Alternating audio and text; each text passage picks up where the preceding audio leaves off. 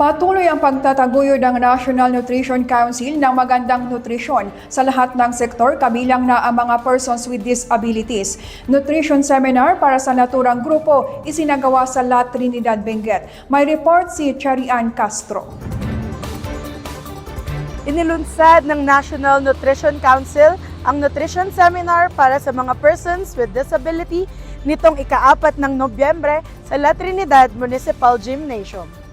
Layunin ng programa na itaguyod ang tamang nutrisyon at wellness sa pamamagitan ng mga abot-kaya pero masustansyang recipe para sa mga benepisyaryo.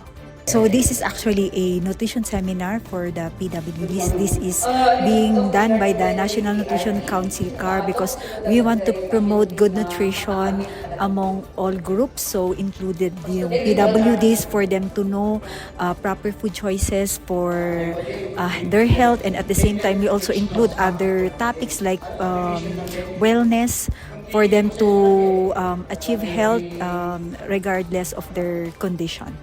Nagkaroon din ng cooking simulation kung paano ihanda ang mga mura pero masustansyang pagkain tulad ng sardines bites at tokwa ala dinakdakan.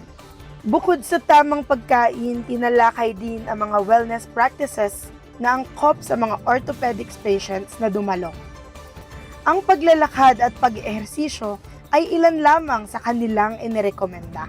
Itong natutunan namin ngayon na about nutrition, na boost yung kaalaman namin na person with disability regarding sa tamang nutrisyon para sa pangangalaga ng katawan o sa kalusugan ng bawat isa sa aming person with disabilities. Malaking tulong ang ganitong oportunidad para sa mga PWDs.